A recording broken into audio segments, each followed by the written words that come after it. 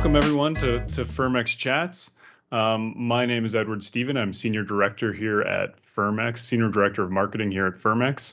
And today we're welcoming Michael Lamm from Corporate Advisory Solutions. Michael, we really appreciate you taking the time to speak with us today. To get things started, can you just tell a little bit about yourself and your background?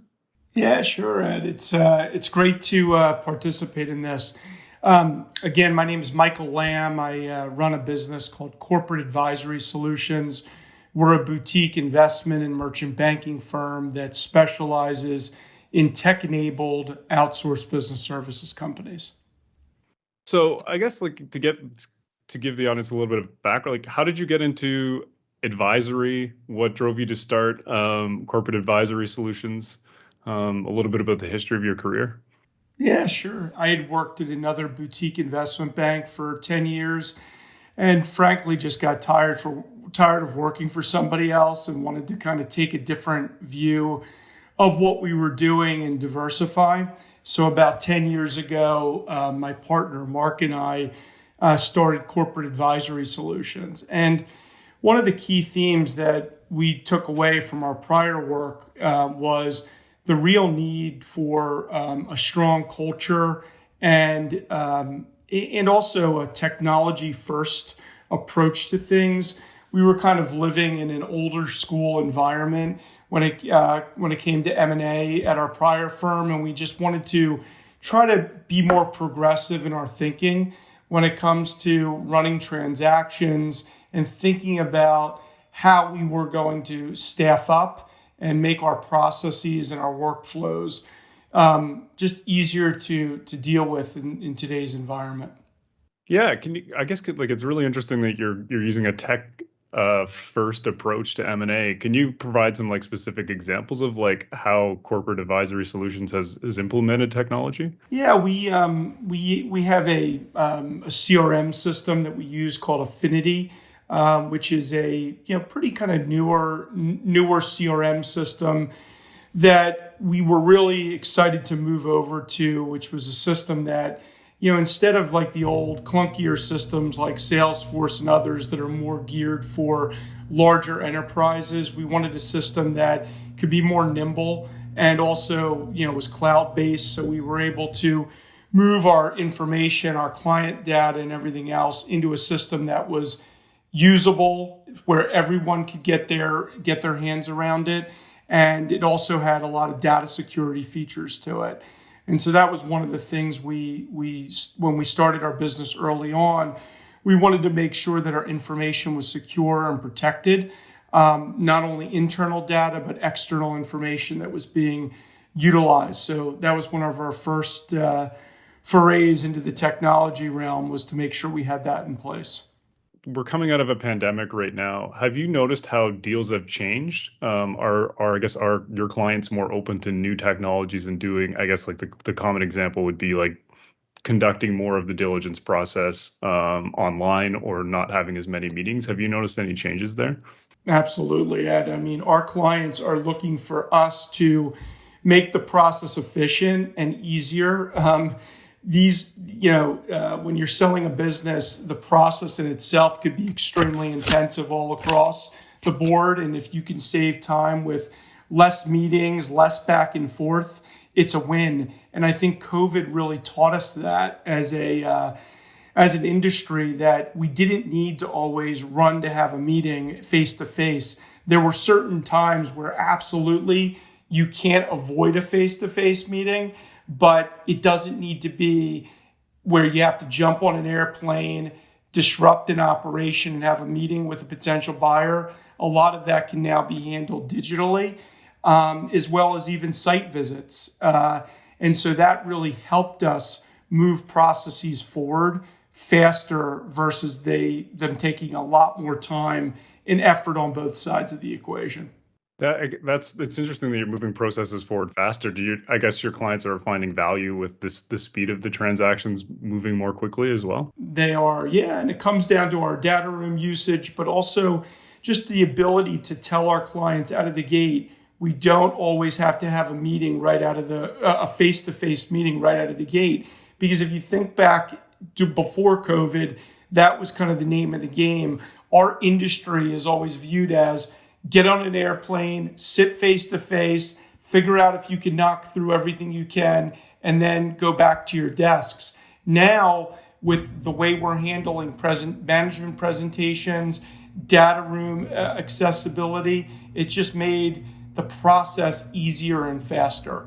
But the key really is out of the gate to make your clients aware of how you want to manage the process versus it going the other direction. Because in a lot of cases, if you let the client dictate the process, you could be back to square one. So we try to set the playing field right out of the gate on how we're going to use technology. And sometimes it's a little bit of a learning curve, but we try to really use that as a kind of our first preliminary staging ground to get them comfortable. And Zoom has certainly been helpful with that. Yeah, I can believe that, and we're hearing that across the board. I guess in terms you mentioned clients, and obviously having a strong relationship with your client is really important. What advice do you have for potential people looking to sell their businesses when they're looking to engage with an advisor? A lot of times I feel like data security and information flow is something that's kind of left out of a pitch. And in our pitches, when we're out there talking to sell-side prospects, we put that front and center because we want them to know how we view the world differently than some of our other peers in the market. So we put out there that we use a virtual data room. So we're not relying on paper and back and forth communications that way. We want them to know that data security and information flow needs to be inside of a data room versus it being information that's going back and forth via email, which could be less secure in today's environment. We're in a world today where information can get accessed and get put into the wrong hands easily, and we want to try to avoid that at all costs. Yeah, that's a really good point, and obviously dovetails nicely into what Firmex provides as a virtual data room. But we'll get into that a little bit later. You mentioned that your firm specializes in tech-enabled outsourced business companies. Can you give some background to like why that sector? Yeah, well, in our prior firm, we did a lot of work in the services area. And so when we left and started our own company, Corporate Advisory Solutions, we broadened our focus with much more of a technology bent. So we really have three primary markets that we cover. We do a lot of work in healthcare revenue cycle management, the call center and BPO markets, as well as accounts receivable management. All of these areas have a common theme. They're people intensive, but they also have technology that supports the business. So for us, that's why we call it tech-enabled. Now, what's happening in our markets due to the regulatory environment is they're becoming more tech than they are people.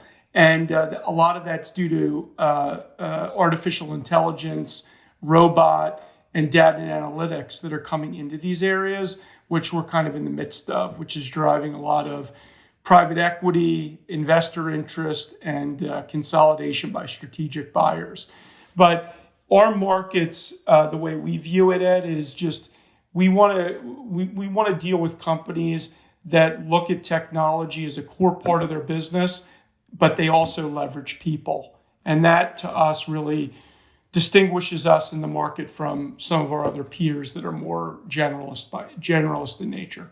Yeah, that's an interesting point. I guess for like someone who's looking to sell their business or engage with an advisor, what are some of the benefits of working with a specialized firm like yours versus, say, a more general firm? It just ramp up, right? So when I get on the phone and we talk to owners and decision makers at our clients, they know that we're engaged in their marketplace. We speak at the trade shows. We're at the conferences.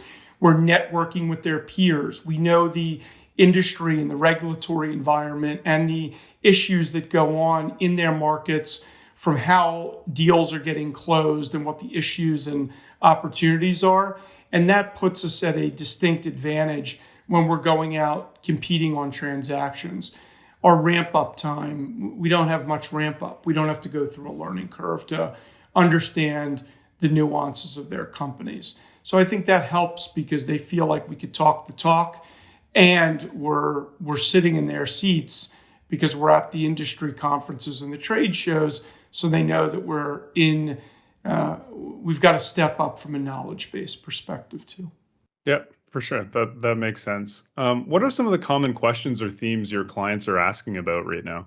A lot of questions are coming up around data security, how information flows between in a process per se, how our processes are different than others in the market.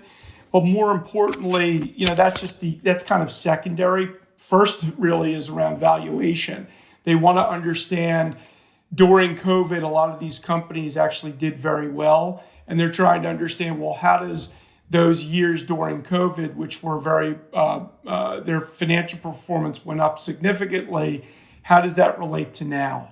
So that is one of the biggest questions we're getting out of the gate from all of our seller clients. Yeah, I guess do you have any thoughts on how to handle that? Like that's a very common theme is valuations through COVID, whether like businesses that have been like affected by COVID negatively or positively by COVID. How do you handle that valuation question? Well, it all depends, depending on the situation and the financial performance that we're looking at. But we tend to really dig in and understand how sustainable their performance was or is going forward. Because a lot of times they say, this gravy train is going to continue on for the next couple of years. And we usually say, stop, let's really have a frank conversation. Do you really think the performance that you just had over the past 2 years in our world is sustainable or not? So we spend a lot of time figuring out how sustainable their revenue and profitability looks like. Sometimes to the point where we even lose transactions because they don't necessarily like what they may hear from us. But we have to do that because we're not here to take a company out to market and find out there's a valuation disconnect. Then we all lose. Yeah, definitely. To switch gears a little bit, you're launching an exit prep service at Corporate Advisory Solutions. What are you seeing in the market and from your clients that pointed to a need for a service like this? We just have learned over my 20 years of doing this that there tends to be ingredients that make for a successful transaction. And sometimes we're able to get in early enough to help affect that. But sometimes someone calls us up and they say, look, I'm ready to sell the company. And we say, time out. You're not ready to sell the business. We need to help you get ready for the dance. And that's really what prompted us to launch this exit prep service, because we wanted to help companies well before maximize their value. And we learned what those key ingredients were, especially around financial performance is probably the key driver, but also all the information that goes into data rooms that go into Firmex that they need to get ready for, that it can't be a hurry up and wait for the buyers, because buyers today, if there's delays and time issues in terms of pulling information together, we lose value. And for us, getting all the client contracts in place, the vendor agreements, their facility and lease agreements, all kind of buttoned up, signed, documents are prepared correctly, it saves us time, money, and helps increase valuation. And that's why we launched the service, to get them ready for that dance so they don't have to be in a hurry up and wait scenario with the buyers that are interested in their businesses. So just to make sure I understand, like being prepared for the deal, again, goes to this theme of like getting the deals done more quickly, and buyers are losing, I guess, like have less patience than they had before. So like being able to get your deal to market quickly and being prepped for the deal and ensures better outcomes. You got it, Ed. I mean, for us, time is not something that we like. We hate when deals drag on. So do our clients, but even more so, it creates more risk. The longer a deal is out in the marketplace, the more stuff could happen. Anything from client changes, market changes, wars like we're seeing in the Ukraine and Russia that affect the markets. These are things that we can't control, but what we can control is information flow and data. And that's why we focus so heavily on it. Yeah, could you elaborate a little bit about how you use the data room in this process or leverage the data room?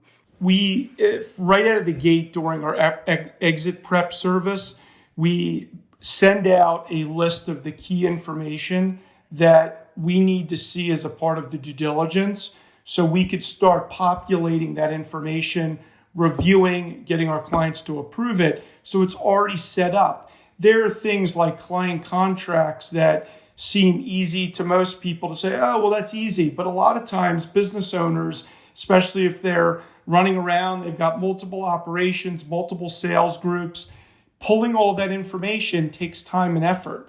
And so if they know that they're a year or two away from exit, we can get all of that information ready to go, looking correct, making sure it's accurate, making sure the documents are signed, and if there's renewals associated with them, all in one place, ready to go, and it's easy to update.